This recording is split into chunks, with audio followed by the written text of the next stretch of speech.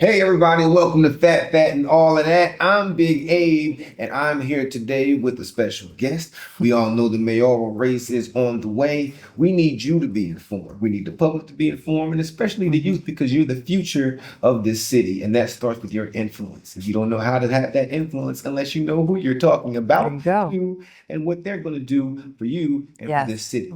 So this is Helena Moreno. Welcome, councilperson. Thank you. Um, Nice to be with you. yeah, it's excellent to see you. Thanks for pulling up the fat and Sure. all of that. I mean, that's the first thing, is being out Yeah. there so that people can talk to you and that we can get your perspective on the things that are important to the people of New Orleans. So we'll jump right into it. Sure. So we got some questions here, of course, that we want to ask you. And we know that when you're running for mayor, a lot of young people out there feel like the system's not really designed for them. We hear that a lot, right? If you get that top spot, the mayor of New Orleans, what are you going to do to flip that script to make people know that the city is greatly influenced and depend upon the youth, and to make sure that the youth are thriving? Yeah. Well, first of all, I'm going to bring back the Youth Advisory Council. The Youth Advisory Council for different mayors has been really impactful in really listening to the youth about what really the city should provide for them. I mean, I think too often it's adults who are trying to make all the decisions as to what the youth need, when really it should be the youth letting us know what they need. And, we've seen that even during council meetings when we've had different youth committees come before us, and they'll tell us things, obviously very disappointed with the lack of opportunities when it comes to Nord.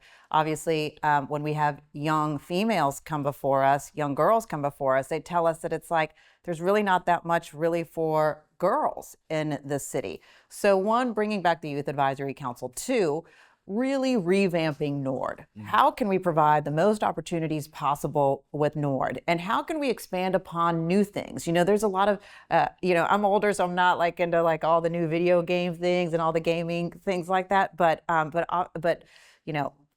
kids and young people, that is the new thing. And obviously everything that everyone's doing now with their cell phones, like what is it that we can really provide within Nord that goes beyond what is traditional, but kind of new things that of course our youth are really interested in.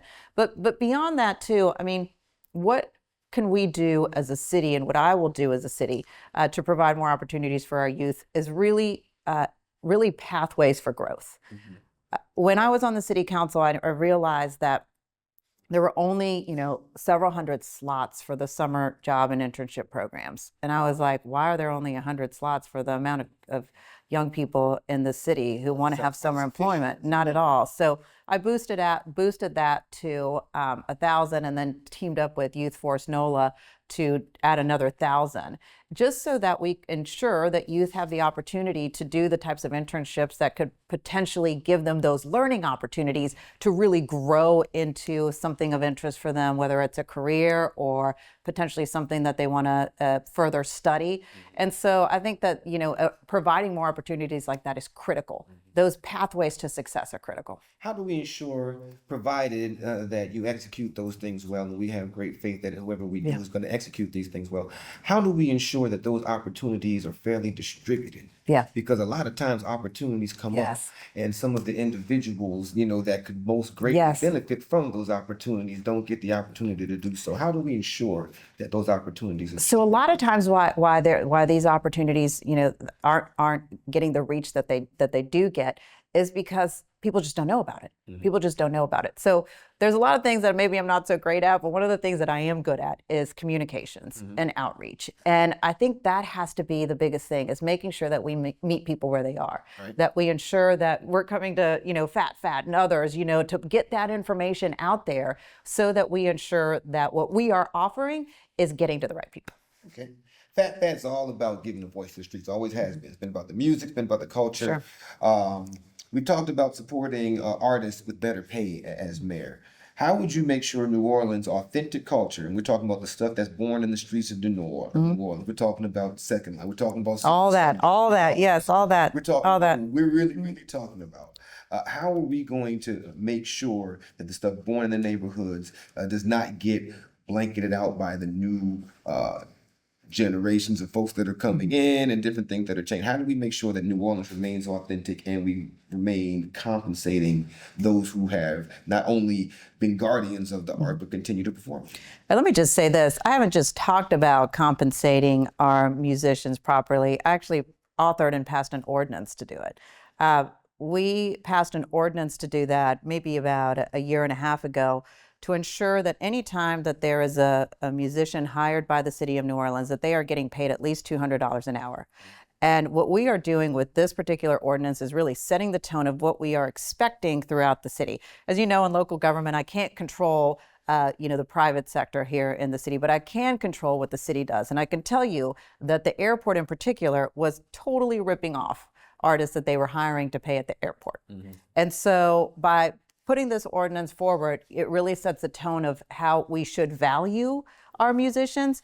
$200 per person in a band per hour is what we're saying we have to value our musicians. You can talk about how important our culture is in our music, but if we don't really put, our actions behind it, then it's all for naught. So when it comes to supporting musicians, have always been there. Obviously, promoting our culture and supporting our culture. I was one of the main people working with the Save Our Soul Coalition when it came to what do we do with Armstrong Park? What happens with the future of Municipal Auditorium? Save Our Soul Coalition has a fantastic idea, which I think would be like a great thing for me as mayor to really champion. And that is to turn Armstrong Park into what could be almost like a culture Saturday, every Saturday or every other Saturday, where you can have everything from artists to musicians, local artists and local musicians, really showcasing their craft and being able to make some dollars around their craft. So this is something that us as locals could go and enjoy, but also that we can show those who are visiting here in New Orleans something a little bit different about what they're seeing down on Bourbon Street and actually seeing the real New Orleans, to learn about the real New Orleans.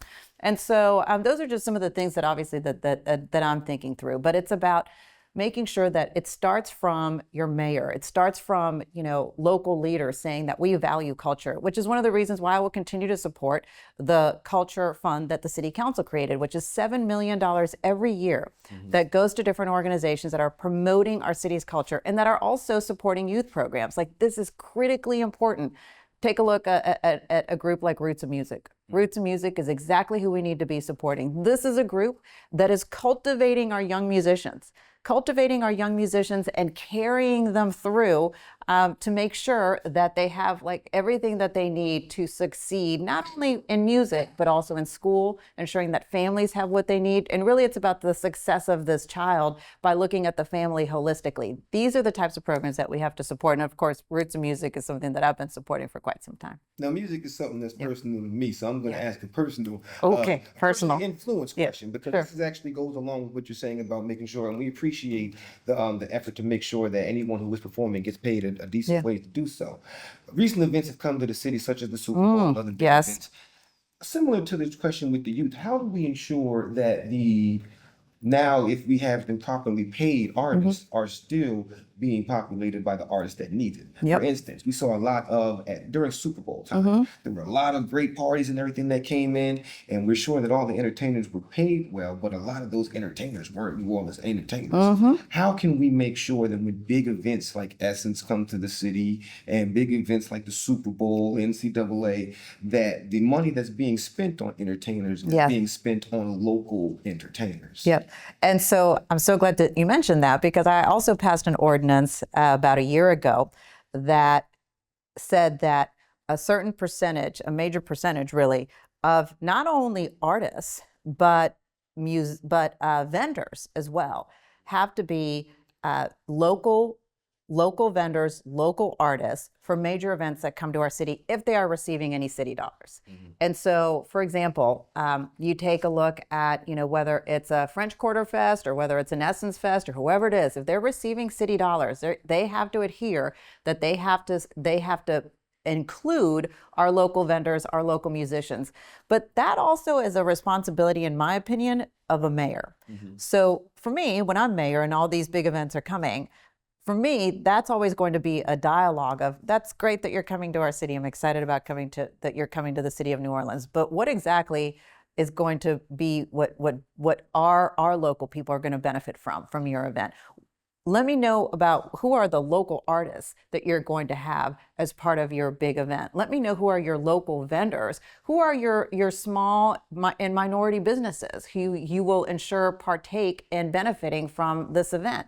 And I don't think that we've seen enough focus on that. We have too many events that come to the city, and to your point, they bring all their people, they bring not only their artists, but they also bring a lot of their professional services as well. Everything from accounting to PR. And it's like, we have some very amazing PR companies right here. I've got a wonderful PR woman right here, a minority business PR company working for me right now that is fantastic. And she should be one of the people that when they come to our city, they should be looking to her. And it's like, you know, all the local media, you know exactly who to get in touch with.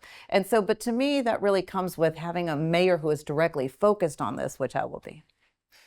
We hear a lot about economic opportunity for politicians.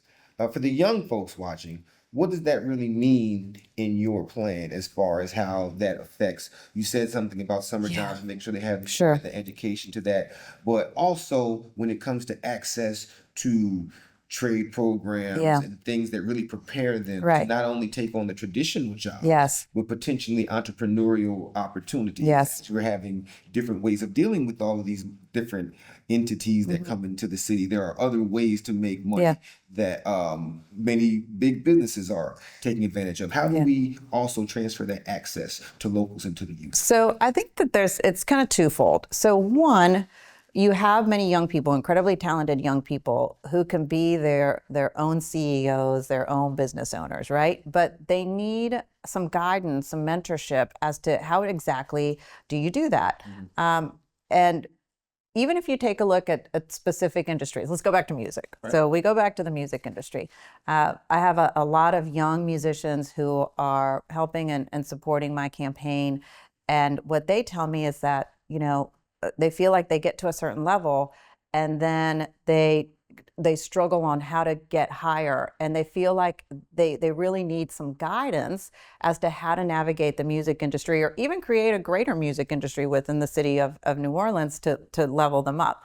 And so I actually had great discussions with, well, I'll just say who it was, with PJ Morton, and he was asking me, you know, what do you think should be done about that? And I'm like, hey, PJ, you're the expert. What do you think should be done? And so, you know, for me as mayor, I'm going to be leaning in on those individuals who have really already made it, those who are already successful, as to what is it that they can do and they can give back to help our youth navigate through whatever obstacles they may be seeing for them to level up. So on the music industry side, it's like, what is it that he and other major musicians can do to assist our young musicians right now who are working to make it to the next step, to learn the steps that they need to take to make it to the next step, to get that level of guidance.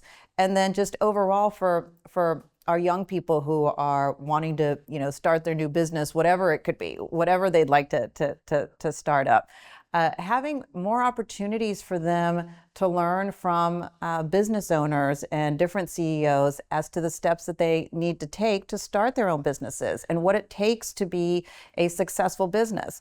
I worked on a lot of these different initiatives with a group called The Collaborative, which mostly works to support minority businesses, and I carried many of their pieces of legislation during my time on the city council. And one of the things that we actually started within the city of New Orleans was a mentor protege program for our DBE companies. Okay. And so the mentor protege program, what it is it takes someone who's already like super established, you know, a major CEO of a company, and they mentor the protege, the DBE that is coming up. Now, what's been frustrating to me, and it actually is one of the reasons why I decided to run for mayor, is that even though mentor protege, we passed this several years ago, it still isn't fully implemented. And that's one of the reasons why I got so frustrated over the years, is that there's been so many similar situations where I've worked on items where I've thought like these things can make our city better.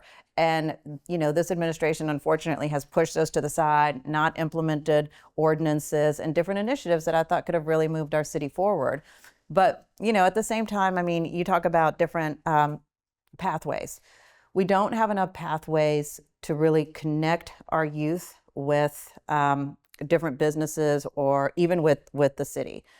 for example, many years ago, the city of New Orleans had, it was really a pathway program to get more individuals to work at the Department of Public Works. And so they had a specific curriculum that was taught.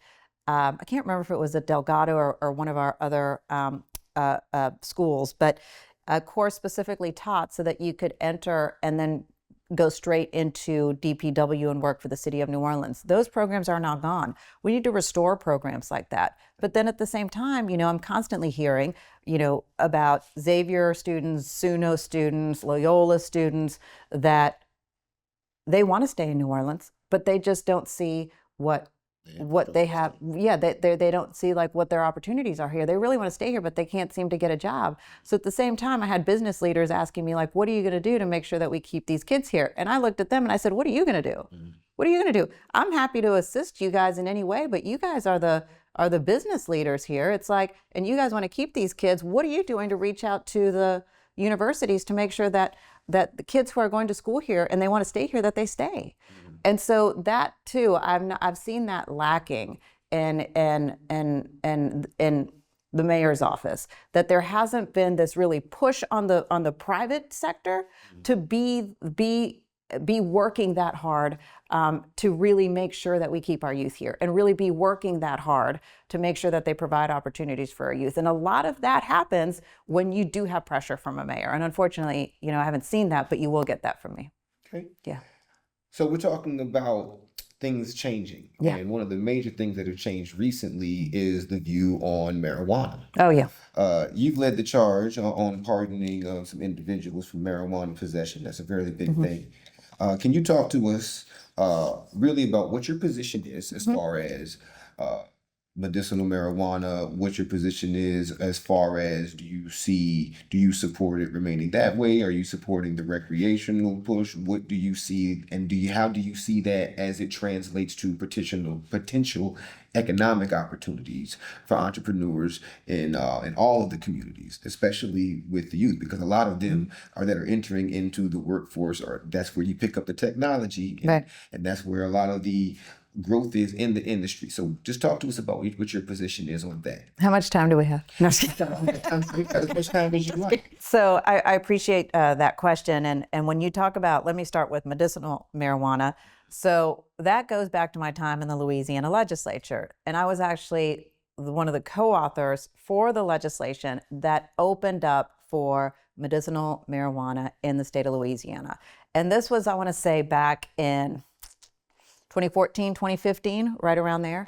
And what was interesting about that is, I'm telling you, the level of opposition in the legislature was tremendous at that time. People were like, oh, it's opening the door, it's a gateway drug, all this stuff. And it's like, okay, yeah, but I'm talking to a mother whose son has 1,000 seizures a day, is not able to move his body from the neck down, is in a wheelchair, motorized wheelchair all day, and then he lays down to go to bed. And the only thing that can help this boy is medicinal cannabis. And you're going to tell me that because you think it's some gateway drug or whatever, I should deny this child from the only medicine that helps him. Right. So I was on the House floor that day debating this bill for hours. People literally went to lunch and came back, and I was still on the House floor fielding questions about gateway drug and whatever. Ultimately, that bill passed. And that opened it up for medical marijuana to finally be available in the state of Louisiana. And of course, that program has grown and grown and grown over the years now. And we've got several places now within the city of New Orleans where you can get medicinal marijuana. I personally think that marijuana in the state of Louisiana should be legalized. And I think that we should allow for legal businesses around selling recreational cannabis. But you asked about my legislation where I pardoned 10,000 people that had municipal offenses for simple possession of marijuana, and the reason why I did it. The reason why I did it is because even though now the city of New Orleans was only giving you a ticket for when you were caught with, a joint or smoking weed or whatever, and give you a ticket, when I saw who was getting the tickets, I was like, we got to throw this whole thing out. This thing is so incredibly unfair. 85% of the people who were getting tickets were Black men and women. So you're going to tell me that people who are not Black aren't smoking cannabis, aren't doing cannabis like that at the same rate? Right. And so I was like, we have to throw this whole thing out. So that's when I did the pardoning. And the reason why I was able to do the pardoning is because I was friends with the Birmingham mayor, Randall Woodfin, and Randall had done this. And Randall and I had worked together on Kamala Harris's first run for president. And that's how he and I traveled with her. And so that's how he and I got to know each other. So making those connections is always a good thing, right? So he and I were connected. And I called him and I'm like, tell me about how you pardon people in Birmingham. He's like, well, I did it this way, this way. So I was like, did you ever think about pardoning people prospectively? And he was like, what are you talking about? I said, what if not only pardoning people who already had the conviction, right? But what if when you got a ticket, there was legislation that immediately pardoned you? That if you got a ticket, because I can't prevent the stop. The stop is at the state level. That's state law. Right. Because it's illegal on the state level. The police can stop you. Right. But if they write you that municipal ticket, because the state allows us to say how we're going to govern simple possession of marijuana, and we govern it through municipal law. And so if they're going to write you that ticket, you're immediately pardoned. And so Randall was like, you got to be kidding me. You're going to prospectively do it? And I said, I think we are. So we had to jump through some legal stuff, but we have some great attorneys. And ultimately, that's what my legislation did. Not only did we pardon 10,000 people who had the municipal conviction, we also prospectively did it so that if you do get stopped, you do get a ticket, it's pardoned. Mm-hmm. So essentially, I think what we did was something that was, very powerful and useful, and other cities and around Louisiana really started to look at it as well, which I thought was good. But really, around criminal justice issues, I've always leaned in on this and always leaned in on ultimate, fairness and what's right and what's equitable. And I think it goes back to even my early time in the legislature. I think you hear a lot about the New Orleans Reentry Court and the work that's happened with the New Orleans Reentry Court. And that Reentry Court started as a pilot program in 2010 that Cedric Richmond, when he was in the state legislature, he authorized. And then we needed to make sure that this reentry court, that it remained a permanent court. And so in 2012, then my legislation made it a permanent reentry court here in the city of New Orleans, and I expanded it to Baton Rouge and St. Tammany Parish as well. And so really it started with that. And then just so many other different initiatives that came before me when I was in Baton Rouge, and things that we needed to correct. Like, I'll never forget in Baton Rouge, this is when John Bell was governor. We were doing the whole Justice Reinvestment Act and many different laws that we were passing just to make it a fairer justice system in Louisiana. And one of the bills that I had to do with people who had been convicted. Listen to this. People who had been convicted of felony drug offenses. Once they got out, did you know that they were not eligible for SNAP and food stamps in the state of Louisiana? Yeah, it's a lot of unfortunate things. Yeah. And so, but here's the deal. We could fix that. Mm-hmm. Like, now, look, you could go away for rape, murder, all these other things. You'd still get SNAP benefits, but if you were convicted on drug charges, right, you couldn't. And it came from back in remember the Clinton years when they had, all the big things on or big laws, major restrictions around drugs and things like that. Right. War on drugs. The war on drugs is, I think, what they called it. And anyway, so that stemmed from back then to really punish those drug offenders. And so anyway, when I had that bill to provide SNAP benefits for drug offenders, you should have seen the chaos that it caused in the legislature. Chaos. But I was like, does it make sense that someone getting out for murder and someone getting out for rape has all the benefits, but someone getting out for a drug offense does not? Made no sense in the world. And so it was my legislation that finally corrected that. It's like, how do you expect people to get back on their feet if they can't even eat? Yeah, if they can't even eat. So, but moving forward, I mean, I'll let me just get into moving forward though. I mean, moving forward though, and how I would continue kind of this work as mayor. One of the things that I've always really wanted to do, and I started working on it back when I first was elected to the city council, but unfortunately couldn't get enough support from the administration to get it done, is to create a reentry hub, a one-stop shop for those offenders who are now returning into our community can go to and get all of the different types of assistance that they need. Because when we did the reentry court, when I created that, that is what worked. If you have these wraparound services around individuals returning back into the community, that's what makes all the difference in the world. Already they're lacking a driver's license. Already they're lacking transportation. Already they're lacking housing. Already they're lacking a job. To have to go to 10 different places to try to get all of this thing worked out, it makes it extremely difficult. And so that is the thing that I am excited that when I become mayor,